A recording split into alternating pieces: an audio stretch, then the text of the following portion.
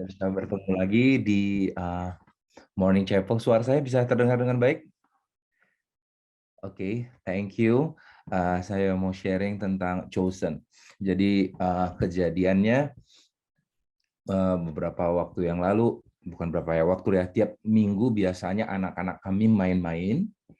Mereka main-main dan biasalah kalau kakak-kakaknya udah ngerti rule dalam permainan, orangnya udah nggak rese mainnya udah ikut bagus, kakak-kakaknya kan deket ya, jadi Sean sama Samantha main dengan teman-temannya yang seumuran gitu ya. Lalu muncullah satu adiknya yang masih kecil, belum tahu apa-apa, nggak tahu aturan, yaitu Sozo, nimbrung pengen main. Lalu abis itu ditolak-tolak lah, masuk tim sana. Dan akhirnya tidak dilibatkan untuk ikut masuk tim manapun, saudara. Dan akhirnya ya udah, seringkali si Sojo kalau lagi karena dia nggak punya teman yang sebaya, akhirnya dia main sendiri aja, muter-muter, bikin keributan jadinya. Dan kalau setelah dipaksa saya katakan, "Hei, kamu ikutin adikmu untuk masuk tim, harus masuk tim." Akhirnya baru diikutin gitu ya. Tetapi ya gitu, ya belum bisa maksimal untuk dalam permainan. Nah, jadi saya ngebayangin, saudara, bagaimana kejadiannya saat itu kalau seandainya kita masuk dalam interview kerja gitu misalnya ya. Dalam interview kerja, nama nama yang akan diinterview adalah Saulus dari Tarsus. Lalu diinterview, apa jabatan yang ingin kamu kamu lamar? Menjadi rasul katanya. Apa kualifikasi kamu? Pengalaman kamu terakhir ngapain? Ya, terakhir sih saya ngebunuh sih ya. Ngebunuh orang-orang percaya. Terakhir tuh yang paling terkenal, tahu nggak, Stefanus tuh ya. Itu kalau nggak saya izin nggak mati tuh. Kalau saya nggak kasih izin tuh nggak mati tuh. Oh iya, itu tangannya itu darahnya itu di tangan saya. Oke, apalagi yang kamu lakukan seperti itu? Kenapa kamu bisa kepikiran jadi rasul? Ya itu kebetulan saya lagi terakhir kali aktivitas terakhir ya, pekerjaan terakhir saya lagi keliling-keliling Yerusalem nih untuk memenjarakan seluruh anak-anak Tuhan yang ada. Ya, saya coba tekan mereka supaya mereka meninggalkan jalan yang benar. Oke, gitu ya. Oke. Kesimpulan dari interview hari ini, Anda diterima atas job ini. Saudara, tahukah saudara bahwa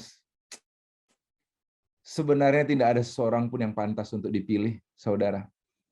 Tidak ada yang pantas dipilih. Dan seringkali kalau seandainya Tuhan mau mikir panjang mungkin ya, Tuhan pasti mikir panjang sih ya. Tapi kebayang kalau Tuhan itu kayak manusia yang mikirnya panjang banget dan berkata, aduh ini anak kalau dimasukkan tim, kayak si Sojo dimasukin tim, ini bikin onar nih, ini bikin kacau nih, banyak banget risikonya. Tetapi yet tetap dia pilih, tetap dia pakai, tetap dia percayakan, tetap dia berikan visi yang besar. Kenapa? Semua karena anugerahnya. Saya mau sharing tentang chosen, dipilih, tentang dipilih. Firman Tuhan katakan bahwa bukan kita yang memilih. Saya bersyukur banget ayat yang dipilih oleh Pak Nelwan tadi di awal, yaitu bukan kamu yang memilih aku, kata Tuhan, tapi aku yang memilih kamu. Dan aku menetapkan kamu untuk menghasilkan buah. Dan buahmu itu tetap. 1 Petrus 2 ayat 9 sampai 10 saya baru baca beberapa hari yang lalu. Dan ayat ini menjadi keren banget di dalam terjemahan yang lain. Tapi kita baca dulu bahasa Indonesianya, kita lihat sama-sama. Tetapi kamulah bangsa yang terpilih, imamat yang rajani, bangsa yang kudus, umat kepunyaan Allah sendiri. Supaya kamu memberitakan perbuatan-perbuatan yang besar dari Dia yang telah memanggil kamu keluar dari kegelapan kepada terangnya yang ajaib. Kamu yang dahulu bukan umat Allah, tetapi sekarang telah menjadi umat-Nya. Yang dahulu tidak dikasihani, tetapi sekarang telah beroleh belas kasihan. Wow, ayat ini berkata bahwa kamu itu bangsa yang terpilih, imamat yang rajani. Dan untuk dapat ini, dapat peran ini, dapat label ini, dapat royalti ini, tidak butuh kualifikasi apapun. Cukup percaya kepadanya. Cukup bersedia untuk meninggalkan kegelapan untuk masuk kepada terang Tuhan yang ajaib.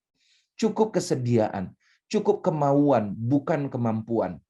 Nah, waktu saya baca terjemahan The Message-nya, mari kita lihat sama-sama. Saudara akan sangat begitu indah kata-katanya. Kata chosen dibikin berulang-ulang.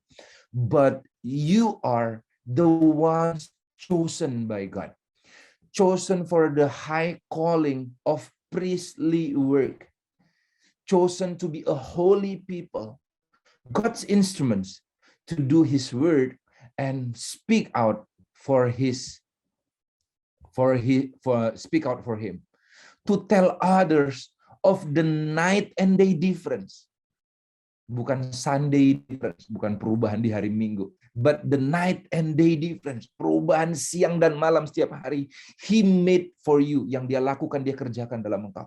From nothing to something, from rejected to accepted. Wow. Lihat ini saudara, keren sekali kata-katanya. Dengan kata lain Tuhan katakan, engkau itu dipilih. Siapapun engkau kiranya pagi ini engkau menyadari bahwa you are chosen by God. Kamu adalah orang yang dipilih oleh Tuhan. You are chosen for the high calling of priestly work. Kamu dipilih untuk melakukan pekerjaan keimamatan di dalam pekerjaanmu. Jadi kalau ada setan di dalam kantormu, engkau nggak perlu panggil pendeta. Engkau imamnya, usir setannya. Kalau di dalam keluargamu ada konflik, engkau nggak perlu panggil gembala. Engkau sendiri, engkaulah imam. Karena kau imamnya, imamat yang raja nih. Dalam bahasanya dikatakan priestly. You are chosen for the high calling of priestly work. Pekerjaan-pekerjaan imam bisa engkau lakukan walaupun statusmu bukan imam. Amin saudara. Priestly work. Kemudian you are chosen to be holy. Engkau dipilih untuk menjadi kudus. Engkau dipilih untuk menjadi kudus. Beda. Terpisah dari dunia. Gaya hidupnya beda dengan gaya hidup dunia. You are chosen to be his precious possession. Menjadi miliknya yang berharga. Saudara, kalau kita yakin aja bahwa pakaian-pakaian yang dipakai oleh oleh model ternama, udah pasti berkelas lah. Udah pasti berkelas. Dipakai oleh desain-desain ternama, pernah itu namanya Tommy, aduh saya kenapa nggak mau ikut komunitas para desainer, kata Bang Valen. Itu gaya hidupnya ketinggian, mahal banget itu semua, itu pakaian-pakaian mereka harus bermerek, kalau enggak susah ngikutinnya gitu ya. Nah, bayangkan untuk model aja mereka pakaian untuk yang menjadi milik mereka, yang mereka pakai aja harus yang mahal-mahal dan berkelas. Menurut saudara, pemilik seluruh dunia kira-kira dijadikan sesuatu miliknya, possessionnya, dan dipakainya, itu pasti berkelas, signature pastinya saudara. You are chosen to be his messenger. Engkau dipilih untuk menjadi untuk memberitakan perbuatan-perbuatan yang besar dari dia. Chosen to be different, to tell the world the day and night difference that he made for you. Untuk menceritakan kepada dunia, so kita bukan penyampai pesan, kitalah pesannya. Engkau bukan hanya penyampai pesan, tetapi engkaulah pesan itu sendiri, saudara. Kamulah surat-surat Kristus, firman Tuhan katakan.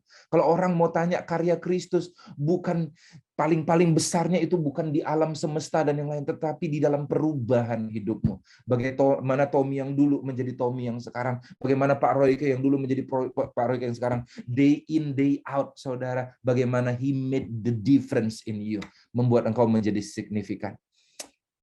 You are chosen, engkau dipilih, saudara. So God doesn't choose. Saya udah sering dan saya paling suka kata-kata ini. God doesn't choose the qualified, he qualifies the chosen. Tuhan nggak milih orang yang berkualifikasi, yang layak, yang pantas, yang memenuhi kualifikasi harus bisa ini, bisa itu. Dia nggak pilih itu. Tetapi dia mengkualifikasikan, dia melengkapi, dia memperlengkapi, dia memampukan orang-orang yang mau, saudara. Tuhan tidak memilih orang yang mampu, dia memampukan orang yang dia pilih. Sehingga saya mau katakan, saudara, Tuhan memang menerima kita apa adanya. Tapi Tuhan tidak akan membiarkan kita tetap apa adanya. Kenapa? Karena kita begitu berharga. Kita begitu berharga. Dia tahu potensi kita. Dia tahu potensi kita akan menjadi apa kita. Karena dia yang menciptakan kita. Dia yang menulis di dalam kitab kehidupannya sebelum ada satupun yang jadi daripadanya, katanya. Mari kita lihat, saudara. Sehingga waktu nanti kita selesai, Apa goalnya sih? Kenapa Tuhan pilih orang-orang yang seperti saya, yang nggak bisa apa-apa ini? Goalnya cuma satu, saudara. Supaya nanti semua kemuliaan akan kembali kepada Tuhan. Ingat saja saudara-saudara bagaimana keadaan kamu ketika kamu dipanggil. Menurut ukuran manusia nggak banyak orang bijak. Nggak banyak orang berpengaruh, nggak banyak orang terpandang. Tetapi apa yang bodoh bagi dunia dipilih Allah untuk memalukan orang-orang berhikmat. Dan apa yang lemah bagi dunia dipilih Allah untuk memalukan apa yang kuat. Dan apa yang tidak terpandang dan hina bagi dunia dipilih Allah, bahkan apa yang tidak berarti dipilih Allah untuk meniadakan apa yang berarti, supaya jangan ada seorang pun yang memegahkan diri di hadapan Allah, sehingga suatu saat nanti di saat kita dipakai oleh Allah, di saat ada banyaklah pekerjaan Allah yang tergenapi dalam hidup kita, kita nggak bisa bilang itu karena aku, semuanya karena Tuhan, semua semata-mata karena anugerahnya. Amin, saudara. Amin. Wow, saya suka lagunya. Yuk nyanyi di mana sambil di mute ya. Siapakah aku ini, Tuhan? Itu saya suka banget lagu itu. Waktu awal bertobat tuh lagu itu keluar, saudara. Jadi biji matamu, dengan apakah ku balas Tuhan, selain puji dan sembah Kau. Siapa kita ini pantas jadi biji matanya Tuhan? Gak pantas, saudara.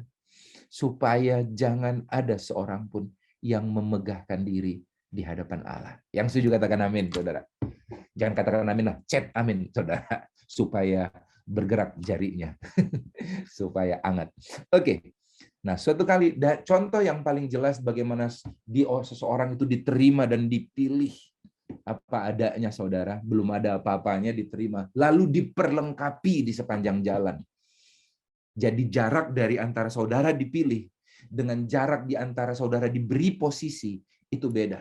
Jarak antara you are anointed sampai you are appointed, ditunjuk, itu ada jarak. Itu namanya Tuhan memang menerima kita di anointed apa adanya, tetapi tidak dibiarkan tetap apa adanya, diperlengkapi karena kita akan membawa nama Tuhan. Jadi suatu kali nama seorang itu adalah Daud. Daud adalah tanda di mana seorang bergerak dari tidak ada apa-apanya sampai diperlengkapi sehingga layak bagi pekerjaannya. So Daud mengalami tiga kali pengurapan. Kalau saudara tahu, dia 3 kali diurapin. Saul cuma sekali, raja-raja Israel cuma sekali. Daud 3 kali. Pertama, Daud diurapi di antara saudaranya di usia 17 tahun. Di rumah bapaknya. Belum ada apa-apa. Belum ada prestasi sama sekali. Dia ada di padang domba, dipanggil karena Samuel dapat perintah Tuhan untuk mengurapi salah satu anak Isai. Diurapi di situ. Lalu setelah itu yang kedua, saudara, dia diurapi, saudara, menjadi raja suku Yehuda. Karena hanya sukunya yang nerima dia, yang lain nggak terima. Sejak saat itu dia dikejar-kejar oleh Saul. Ingin dibunuh, saudara, oleh raja seluruh Israel. Dan yang ketiga, akhirnya di dalam kesetiaannya, dia akhirnya dilantik menjadi raja Israel, seluruh Israel. Lihat perkembangan pengaruhnya, saudara. Dan saudara lihat, saudara, di waktu dia diurapi di antara saudaranya, dia baru hanya dipercayakan 2-3 ekor domba oleh Tuhan. Lalu setelah dia diurapi sekali, dia dipercayakan 1 suku. Setelah dia diurapi yang ketiga kali, dia dipercayakan 1 bangsa. Percayakah saudara? Jadi saudara kalau baru diurapi, dapat nubuatan dari Tuhan, jangan langsung tanya, Tuhan, waduh, Tuhan, bangsa mana yang harus aku pimpin nih? Tunggu dulu, saudara. Daud waktu diurapi di umur 17 tahun, setelah Samuel tuang di kepalanya, waduh, sisa minyak, waduh, jangan cuci rambut dulu deh. Gue pergi ke Saul, tunjukin Saul, hai Raja Israel, lihat nih, minyak apa ini, ayo minyak apa ini. Ya, tepat, minyak urapan. Ayo minyak urapan, gunanya buat apa? Ayo, siapa yang bikin? Samuel, iya tepat, artinya aku Raja, lu turun lu. Nggak gitu, saudara. Begitu dia diurapi dengan minyak urapan, dia lanjutkan ke padang rumput. Jadi gembala, lakukan apa yang dipercayakan saat ini. Nggak usah manipulasi, nggak usah angkat-angkat diri. Izinkan Tuhan yang angkat tepat pada waktunya. Bisa kita lewat pembentukan, saudara, apa yang terjadi, Tuhan tahu alamat di mana dia kirim surat pengangkatannya. Amin, saudara. Surat pengangkatanmu nggak akan salah alamat. Berkat-Mu tidak akan pernah salah alamat. 1 Samuel 16 ayat 3, Samuel mengambil tabung tanduk berisi minyak itu mengurapi Daud di tengah saudara-saudaranya. Sejak hari itu dan seterusnya, berkuasalah roh Tuhan atas Daud. Lalu berangkatlah Samuel menuju Rama. Di sini kita katakan, saudara, sejak 17 tahun, roh Allah sudah berkuasa atas Daud. Tetapi itu nggak buat dia songong, saudara, nggak buat dia sombong, nggak buat dia merasa lebih hebat dari pemimpinnya. Nggak merasa lebih hebat dari pemimpinnya dan berkata, oh kali ini aku yang menentukan jalan hidup bagi Israel. Karena aku yang paling tahu, kan roh Tuhan ada padaku. Enggak, saudara. Dia tetap jalani.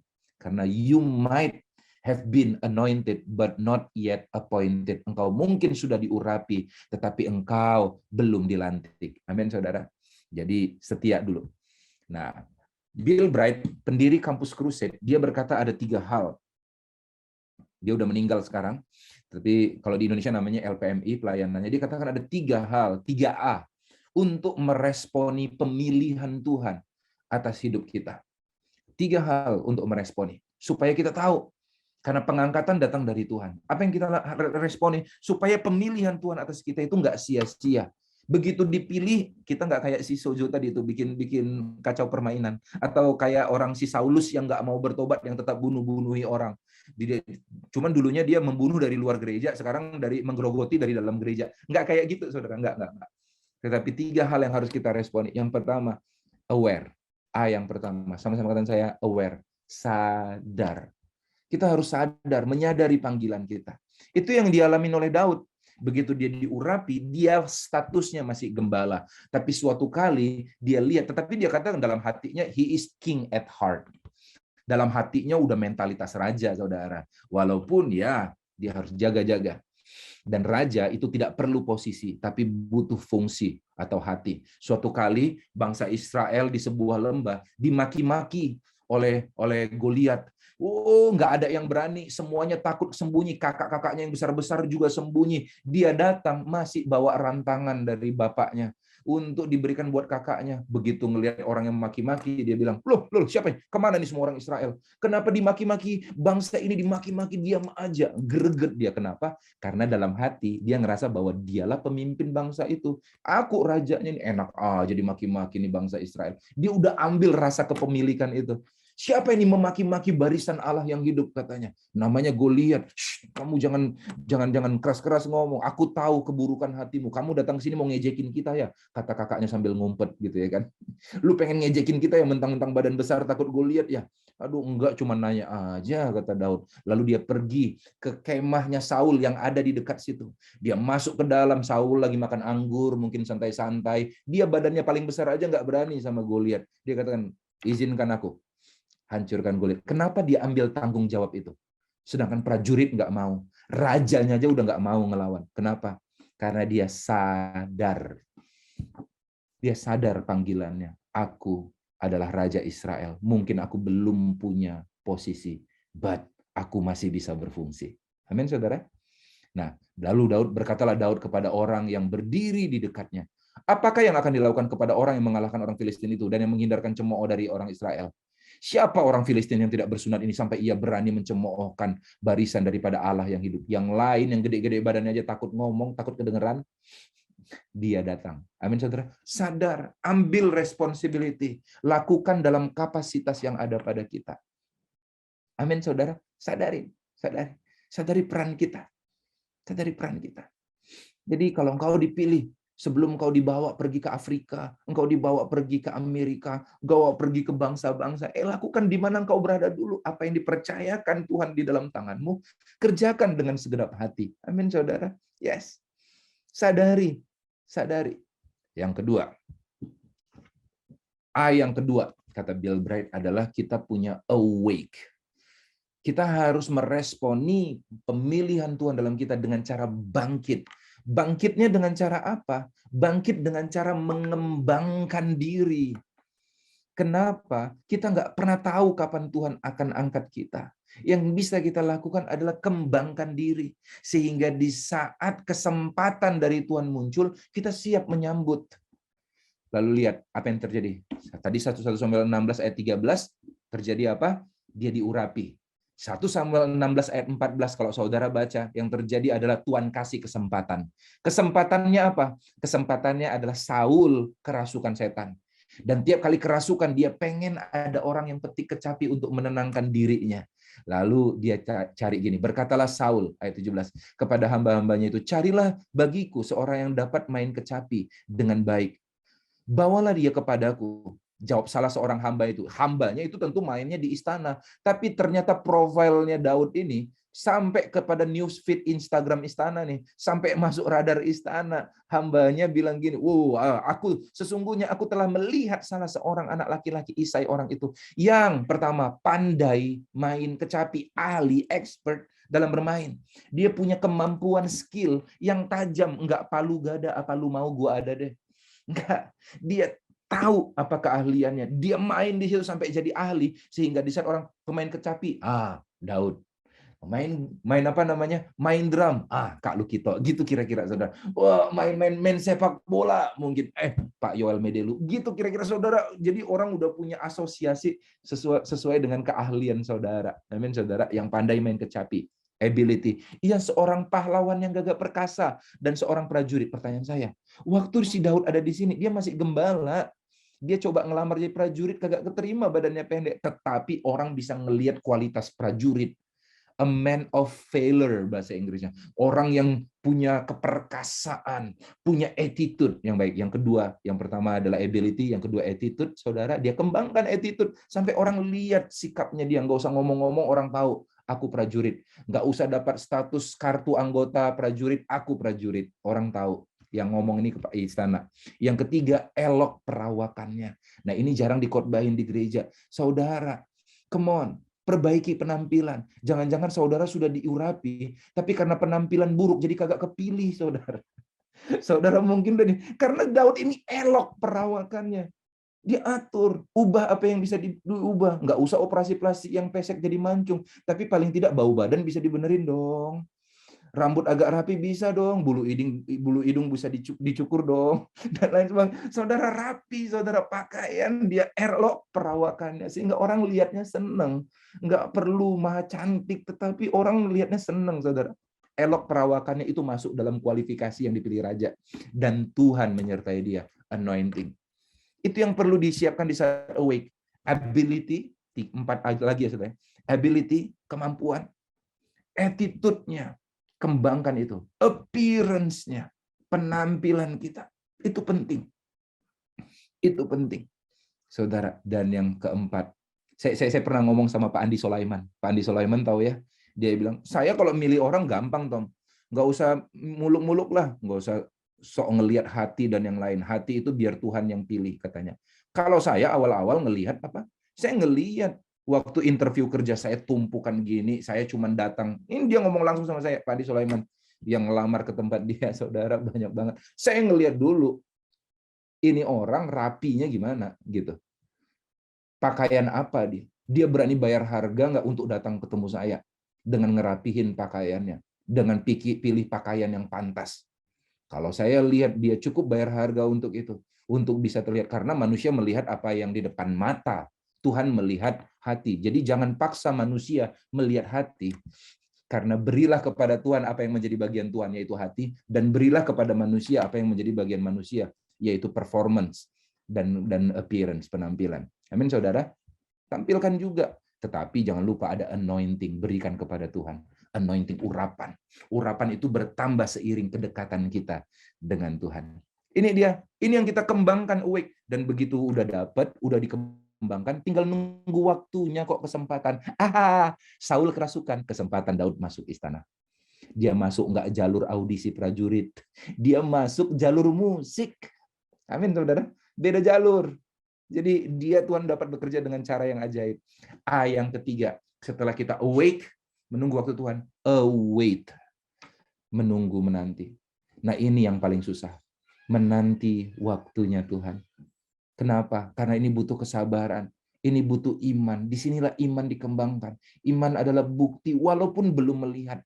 Kok kayaknya tambah buruk, sama kayak Yusuf. Dia lihat mimpinya, dia disembah oleh seluruh saudaranya, orang-orang berlutut kepadanya, tetapi kondisinya bukan ke arah sana, saudara. Namanya gradien liniernya nggak ke sana, tapi malah kok kayak ke bawah, saudara. Tahu nggak apa yang terjadi? Waduh, dia dibuang oleh saudaranya, difitnah, dimasukin penjara, dilupakan, tetapi ternyata Tuhan bisa bikin belokan tajam, saudara. Tiba-tiba dia jadi raja Israel. Masalahnya adalah apa? Kita bersedia await dari anointed sampai appointed, dari diurapi sampai dilantik ada jarak. Disitulah kita kembangkan. God, sometimes our waiting room is God's changing room. Ada tempat di mana Tuhan mengubah kita, saudara. Await. Dan akhirnya di tengah pemilihan itu, Mazmur menulis gini, dipilihnya Daud, chosen, hambanya, diambilnya dia dari antara kandang-kandang kambing domba. Dari tempat domba-domba yang menyusui, didatangkan dia untuk mengembalakan Yakub umatnya dan Israel miliknya. Perhatikan saudara, dimanapun tempat engkau berada sekarang, Tuhan tidak pernah miss. Dia nggak kesulitan untuk mencari di mana saudara. Di kandang domba pun, kalau engkau punya kualitas itu, Tuhan ambil engkau. Amin saudara, Tuhan ambil. Dan Tuhan juga perlengkapi engkau di situ. Ia menggembalakan mereka dengan, ini dia, ketulusan hatinya, the attitude, the integrity of his heart, bahasa Inggrisnya, the integrity of his heart, ketulusan hatinya, dan menuntun mereka dengan kecakapan tangannya, skill of his hand. Jadi apa saudara? Hatinya tulus, heart. Yang kedua, hand-nya cakap. Yang ketiga, head-nya diperlengkapi hari lepas hari. Dia punya strategi bagaimana memimpin bangsa Israel dari memimpin 2-3 ekor domba. Amin, saudara. You might have been anointed, but not yet appointed. So, belajar setia sekarang. Lengkapi 3 hal itu. Amsal 22 ayat 29. Pernahkah engkau melihat orang yang cakap dalam pekerjaannya? Rajin, kerjakan dengan rajin apa yang ditemukan tanganmu. Di hadapan raja-raja ia akan berdiri, bukan di hadapan orang hina. Amin, saudara. Saya suka Amsal 30 ayat 28. Suatu kali Jeffrey Rahmat penjelaskan dengan begitu baik. Dia katakan, cicak yang dapat kau tangkap, tahu cicak dapat ditangkap dengan tangan. Tetapi juga ada di istana-istana raja. Menurut saudara, apakah cicak audisi supaya bisa ada di istana raja? Enggak. Kalau kita interview si cicak, tanya cicak, kok bisa sampai istana raja? Si cicak akan bilang, I just do what I have to do. Aku cuma kejar nyamuk.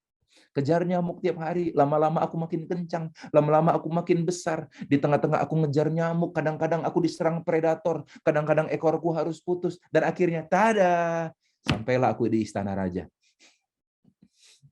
Amin, saudara. Dia katakan, just do, kerjakan apa yang tanganmu kerjakan.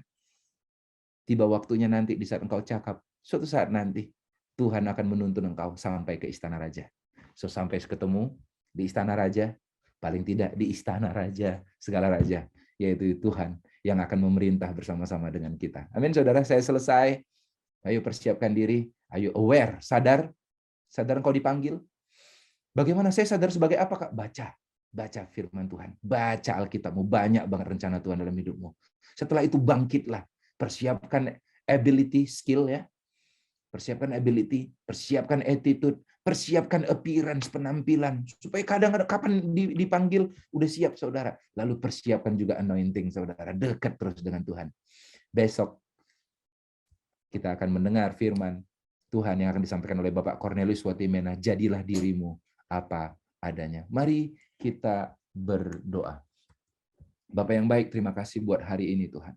Kami percaya bahwa Engkau telah memilih kami. Kalau kami ada di Zoom ini, kami beribadah bersama itu karena Engkau telah memilih kami. Izinkan kami, sama seperti Paulus katakan, hidup berpadanan sesuai dengan panggilan kami yang telah Engkau tetapkan. Ajar kami sadar panggilan-Mu, ajar kami bangkit menggenapi panggilan-Mu, dan ajar kami sabar menunggu, aware, awake, await Tuhan, sehingga tiba waktunya kami sampai kepada seluruh kegenapan rencana Allah. Kami mau latih aware, awake, await itu mulai dari hari ini dalam setiap aktivitas kami. Kami mungkin belum punya posisi, tetapi kami mau berfungsi Tuhan dengan baik. Di dalam nama Yesus Kristus, di mana kasih Tuhan, angkat kedua tanganmu, diberkatilah engkau dalam seluruh aktivitasmu hari ini. Allah Bapa, Tuhan Yesus Kristus dan penyertaan Roh Kudus menyertai engkau. Tidak ada yang perlu engkau takutkan dan khawatirkan. Tuhan mencukupi, Tuhan memelihara, Tuhan memampukan di dalam nama Tuhan Yesus Kristus. Haleluya. Amin. Tuhan Yesus berkati.